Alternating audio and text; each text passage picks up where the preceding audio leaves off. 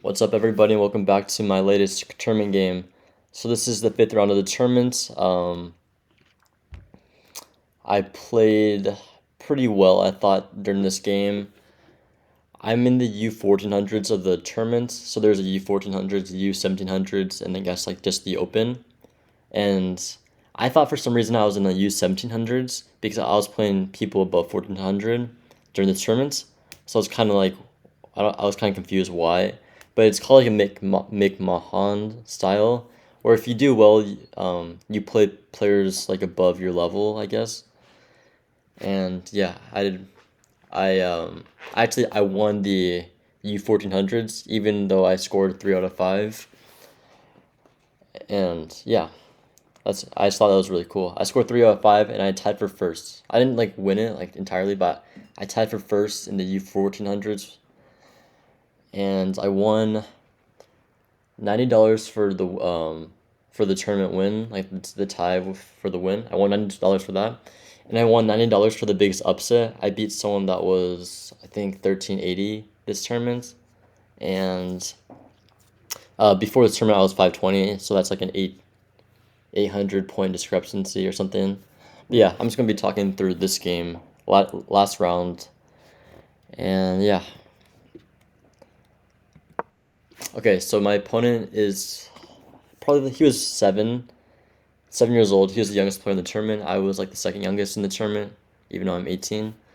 But yeah, and he was about I think 1300 chess.com 1200. So even though he's 521 currently and I'm 787, I still knew it was kind of going to be hard to win. And you'll see he's pretty good. So I put the card on. Uh, we get an exchange variation, and he plays very simple moves, which are correct. And usually for the exchange variation, you either want your knights here, you could put a knight here, you could put a knight here. It doesn't really matter. Usually that's just like kind of the rules, I guess, of the exchange. So I go here, very book moves. Okay, so I got this position in my first round. It's called the Queen's Pawn opening Chigorin variation. And I learned that the best move here is to go a6, which I do.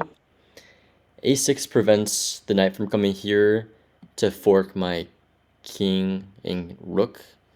So I knew a6 was the correct move from the past game, which I thought was very helpful in this position.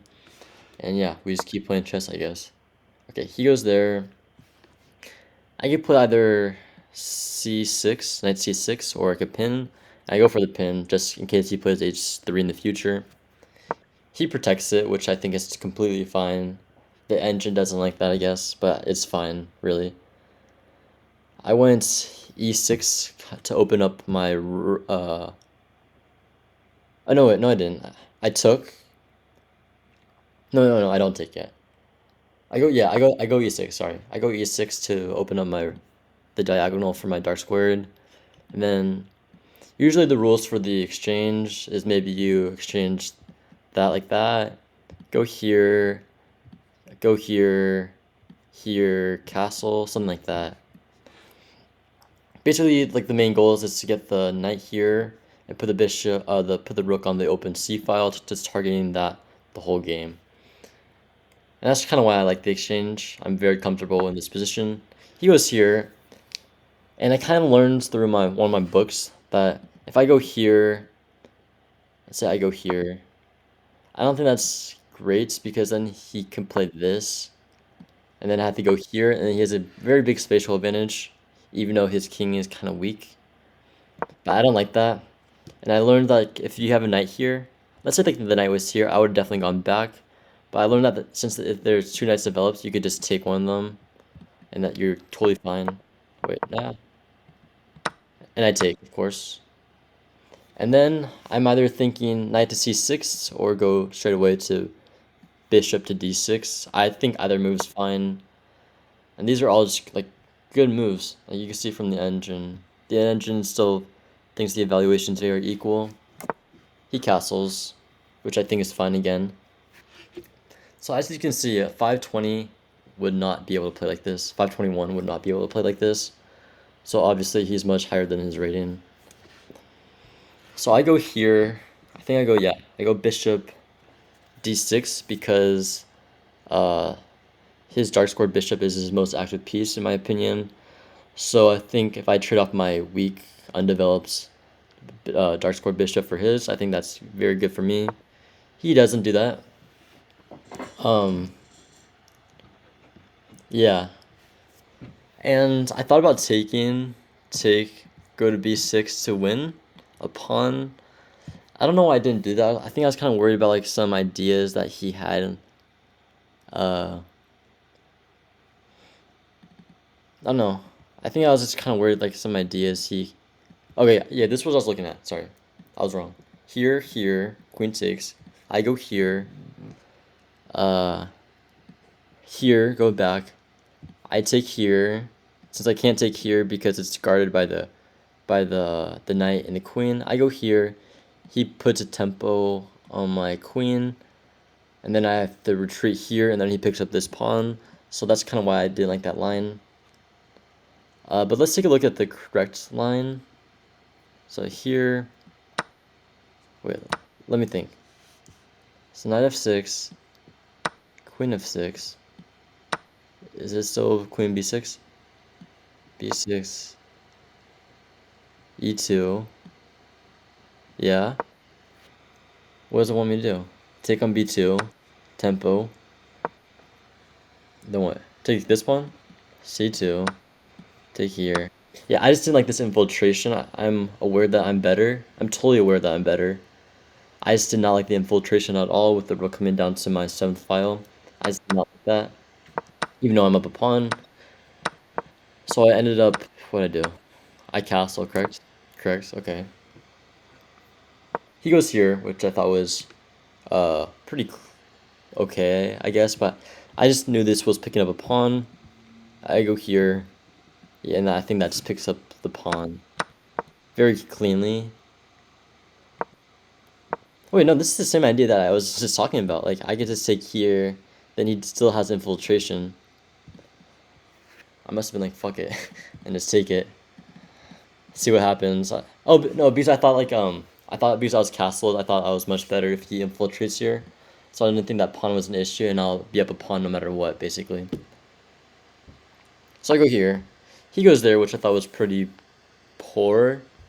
Then again, he is 7, so I can't really blame him for protecting this pawn. I take with my queen to trade, pretty much because then I think I could pick up this pawn with my rook, maybe even double up here, and this becomes a weakness. So I think I would be up like 2 pawns eventually. So I take here, take there, here. That's an interesting move. I don't think that was great. Well, it's obviously just protecting. I had the option of going here, but I didn't see the point of that. So I think I went for the best move in this situation and went here. It's targeting here, and then I'd end up picking up this pawn immediately. He goes there. Okay. And I kind of make the mistake and take with my rook. I don't understand why this is too bad. I took with my rook. We exchanged. He goes here. And I just kind of thought I was better after this. And I was better, but not too much. But let's see if I play like a correct line. Let's see here. What if it goes here? Knight x f3 here. Then what?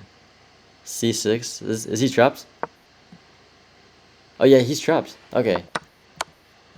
So he can't do that. So he would go here. And then what? Knight c2. Targeting this guy, so he has to go here.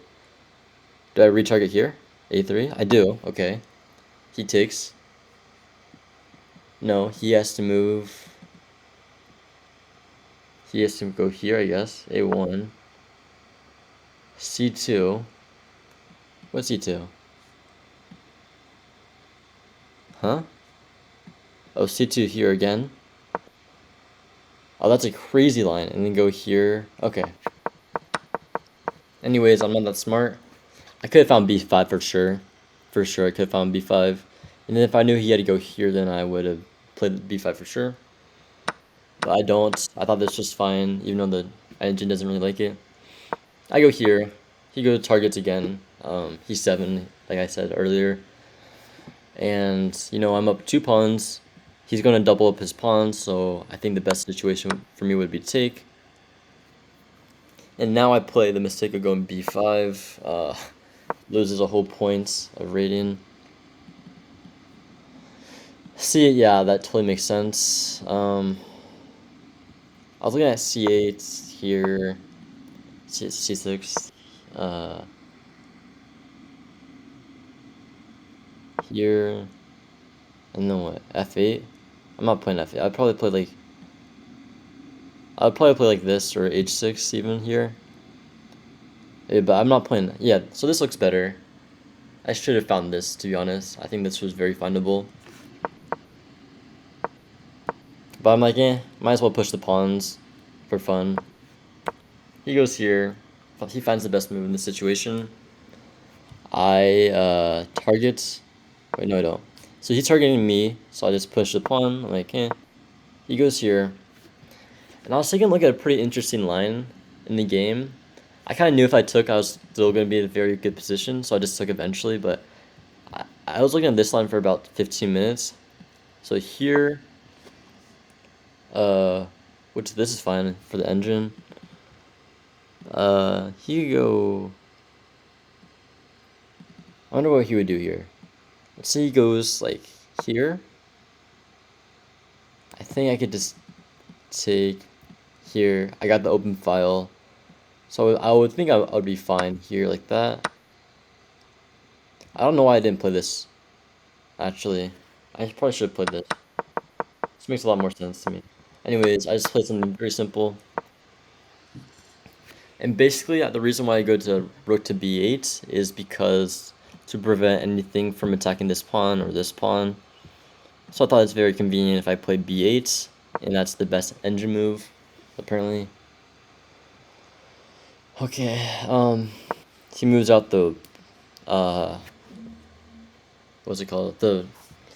What's it called? The rook? Okay.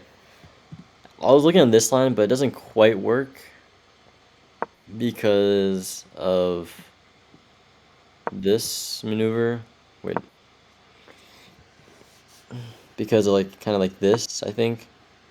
And I can't take or else I lose the game. So I didn't like that move. So I went, what did I go? I prepped this line and I went h6, which I think was completely fine. I know the engine doesn't like it again, but I thought it was completely fine. I just wanted to get a square to go out and kind of run. I guess g5 makes sense. Yeah. I mean, g5 makes sense, I guess. g6 makes sense. h6 makes sense. h5 makes sense, so I just need to push one of those pawns. And then I was prepping, kind of, let's say, here, and then I go here, and then he's screwed. Because then, I don't know, here, boom, I pick up a piece. I pick up the exchange, and then he loses from here for sure. Yeah, that was it. That was a fun tournament. Yeah, so I'm up, what am I up? I'm up $180 for that game, for the tournament. I'm not sure if I already said this or not, but 190 for the tournament win, for the tournament tie win, and $90 for the biggest upsets in the tournaments, as I beat someone that was 800 points above me. So that's pretty much it. Yeah, fun tournaments. I increased my elo by what's 787 minus 520? 257. Okay. So 257 elo points gained in 4 weeks is pretty good, and I'm just gonna try to keep on learning and playing lead chess. Yeah, I've already got my rapid rating to about 1750 on lead chess, so I'm trying to get that to 2000, and my classical lead chess to 2000 by the end of the year. I think it's attainable if I work really hard. So yeah, thanks for watching. Very fun experience playing this tournament, and there will be more content like this. Thank you.